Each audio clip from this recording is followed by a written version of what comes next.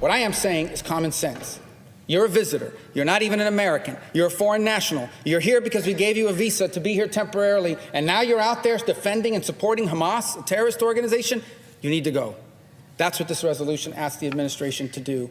And I hope we can get a vote on the Senate, so at least everyone will know where everybody here stands. What they're realizing is that an enemy of Israel is an enemy of freedom. An enemy of Israel is an enemy of America. And so it's not just about Israel and Gaza and what's happening there with the Hamas. It's a much larger move. And if you are aligning yourself with freedom, with truth, with the Bible, with the blessing, with Israel, you will be blessed in your country and around. Yeah, it's a great gauge, right? You were even saying to me the other day about Germany's immigration law, that in their application for immigration, it says, what do you think about Israel? And if someone's like, it should be destroyed by jihad, they're like, okay, thank you, refused, because they understand who they're importing and who they're not. Jeremy, you just said something just a minute ago about that this whole thing that's happening in Gaza is the line in the sand. You talked about it, Ari. This could expand into a broader regional war. Right now, thus far, Israel has fought on 7 different fronts that have not included Jordan and Egypt, right?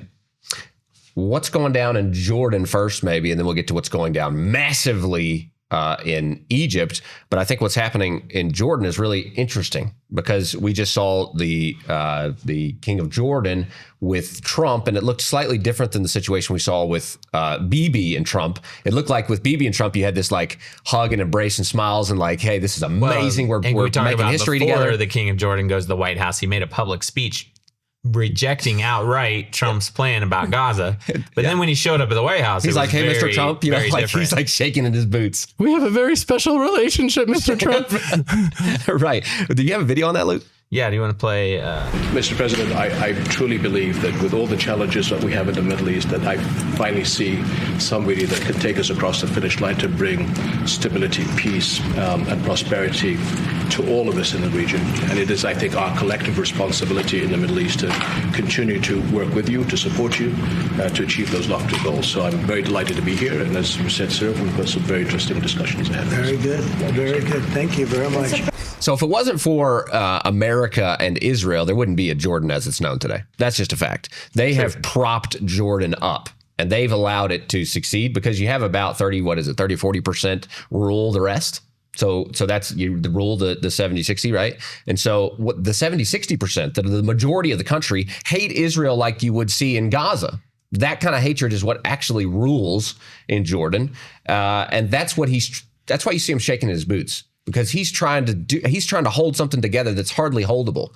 Well, the truth is, Trump keeps on talking about moving the Gazans to Egypt and moving them to Jordan. That's still on Israel's borders. I would much rather move them to Indonesia. I heard there's an island outside of Saudi Arabia that's bigger than Gaza, but it's uninhabited. Move them to an island where they're kind of surrounded by water. All they can do is dig tunnels into the ocean, meaning I want them to be removed far away from the land of Israel and not on Israel's borders on the west or the east. I always have an issue with that because I feel like our job as Jews in the world is to eradicate evil. I'm not saying to eradicate them, but I'm saying the evil itself within them. And that means to crush and sublimate the concept of jihad, to strip that, so to expose the falsehood in that so thoroughly that they are no longer the threat, that they are no longer that evil. Like America did it to the Japanese. The Japanese were a formidable foe, but America so thoroughly obliterated Japan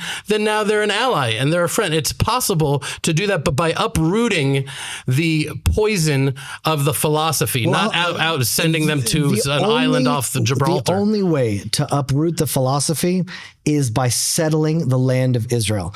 If we just align ourselves with the plan that is laid out in the Bible. Everyone said moving the embassy to Jerusalem. Trump said that he got endless phone calls from world leaders saying there'll be riots in the streets, wars are going to break out, you can't move the embassy to Jerusalem. And then Trump said, no, I can do things differently. Where Israel, Jerusalem belong to the Jewish people, it's their eternal capital. I'm moving America's embassy to Jerusalem. There wasn't a single riot. He said, I'm going to do things differently. The Abraham Accords. He's thinking in a different way that is much more aligned with the vision of the Bible. And from that, Only good can come. Evil will be uprooted once we take control over Gaza, rebuild it, settle it, declare sovereignty over it. That's what will ultimately bring security to the region. Guys, the incredible Temple Mount Mashiach patch is back in stock, but you don't want to wait long because these things go very, very fast. The most viral product that's come out of Israel since October 7th, 2023 is the Temple Mashiach patch, actually originally created by our good friend Rabbi Ari Abramowitz from the Land of Israel Network. Since October 7th happened, like all of the soldiers that I've seen want this patch on their sleeve and on their uniforms, and it's because the heart of this conflict, and Hamas has said this themselves, is Al-Aqsa, what they call Al-Aqsa, right? Which is the Temple Mount.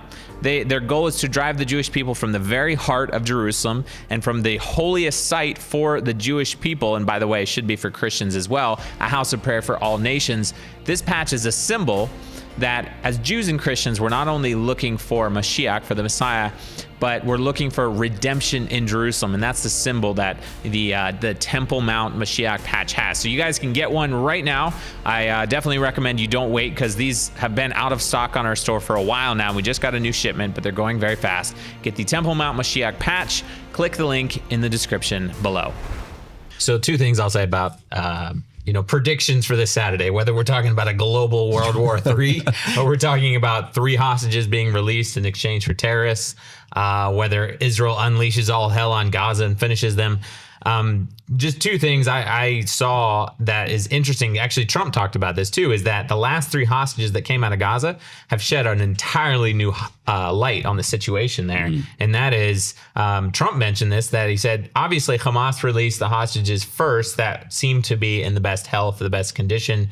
But these last 3 guys that came out in such horrific conditions, that probably means that any other living hostages in Gaza, which right now they think there's 12, at least 12 that are like confirmed based off of the testimony. Those have been released. They're in horrific condition and time is ticking. So like something needs to happen very soon. So personally, I think maybe Hamas will release 3. Best case scenario, they release like 9 hostages this Saturday. Obviously, best case scenario, Israel unleashes all hell and finishes Hamas as well, starting this Saturday and hopefully very quickly too. Something I thought that was interesting, Jeremy, you were talking about the Torah portion, and I think this could be an amazing insight, or I would love to hear your guys' thoughts. Israel was basically kicked out of Egypt in the end, right? They were forced out. They go into the Red Sea. It looks like all is lost. This is like classic storytelling script, right, for a movie. The all is lost moment. They're in the Red Sea, right? But what happens when they put their faith in God and they start coming out the other side of the Red Sea? That's the moment that Egypt is obliterated. Egypt is absolutely destroyed. So I just wonder if we're like maybe really close to that moment when Hamas is obliterated. We're like really close to that. Looks like all is lost type of scenario. And then God steps in and Hamas is completely destroyed. Well, I'll tell you, my answer to that would be right before when Moses first goes to Pharaoh and says, let my people go. And then Pharaoh doubles down, makes their work harder. Yeah. And Moses goes back to God and said, what have you done? You've made their job even harder and you haven't even saved them. And then what is God's response? God says, just wait. And now you'll see what I'm going to do. And that is the perspective that we need to have. Once people are saying, all right, hostages need to be released by 12 o'clock on Saturday, our vision becomes very narrow and focused about, okay, what's going to happen 12 p.m. Saturday? But it's like, no, there's a big process that's happening here.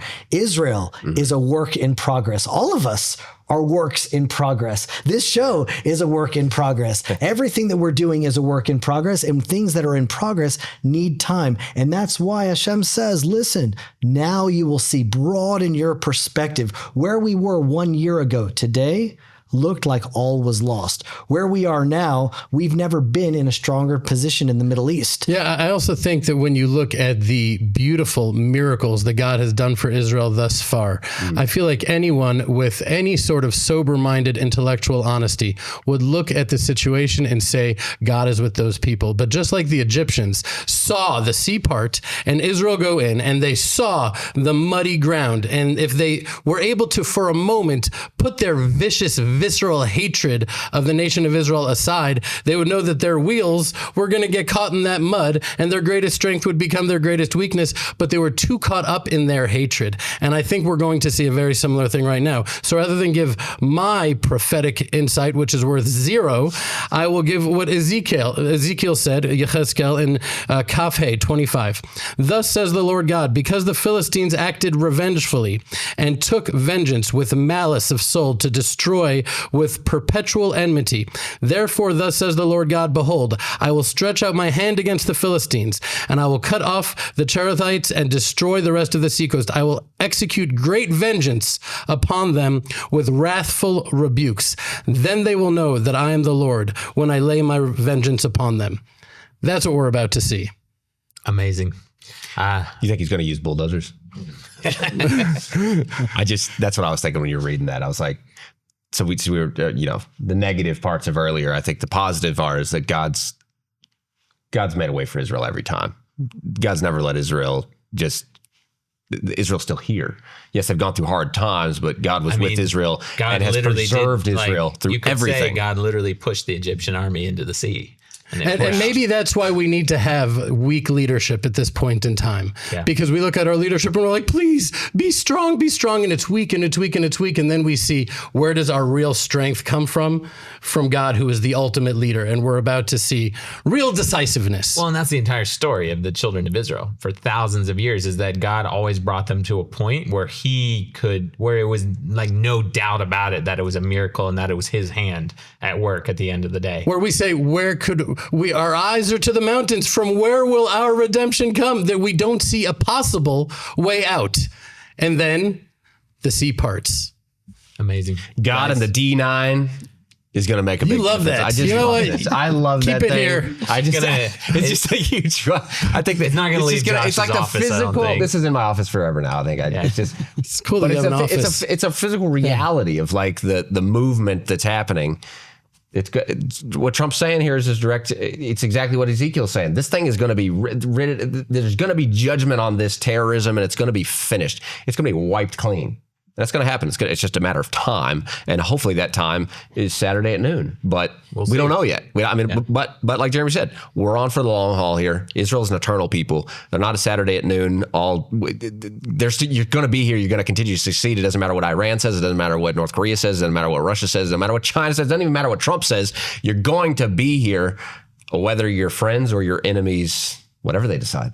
And that's the eternal Jewish people. And that's what we celebrate here at the Israel Guys, I think, and along with you guys is that's our real view. Politics come and go, and leaders come and go. This land and this people, they're just here. And as Ezekiel says, to quote Ezekiel, we like Ezekiel, it's not moving. You're rooted and grounded here, not to be moved, right? There's that Amos. Amos says that. I will plant them upon their land. Yeah. And today is actually today is Tu B'Shvat. True, yeah. Today, as we're recording, it's Tu B'Shvat, which is the birthday of the trees. And it's weird because this is the time that's sort of the least birthday. They really look very much barren and empty, but we know that within them the sap is starting to churn and to move, and the new life is coming forth. And man is a tree of the field, and I think that is a little bit of what's perhaps happening in the nation as a whole. There's a great rebirthing happening. Yeah. We're going to go plant trees together this afternoon, by the way. Oh, that's beautiful. We're all going out. Well, I do want to say something to our listeners. If you want to understand something of the prophetic realities of Israel and the unfolding redemption of Israel in person, you have to come to the Israel Summit this year. Ari's going to be there. I'm going to be there. Josh is going to be there. Luke is going to be there. It's in June. It's in Texas. It's the heart of America. So connecting the heart of Israel to the heart of America, you really need to come. Link in the description below, guys. You want to get tickets right now. They're on sale. I will also say that if you guys want to get more Ari and Jeremy every week, two incredible Orthodox Jewish rabbis from the land of Israel, the land of Judea, by the way, the heart of Judea, you need to join the Land of Israel Fellowship. It's weekly Torah, weekly insights from the Bible, straight from the biblical heartland of Israel. You can find out more about the Land of Israel Fellowship at thelandofisrael.com. We'll also put that link in the description below. Thank you guys so much for being here. Make sure you subscribe, follow along. We're having so much fun on this weekly podcast, and we hope you guys are too. Would love to hear your thoughts about the topics, about the show in the comment section below. You can write to us, write to our email. As always, stop listening to the lies and propaganda and connect with the truth of what's happening in Israel. We'll be back very soon here at the Land of Israel Network and the Israel Guys.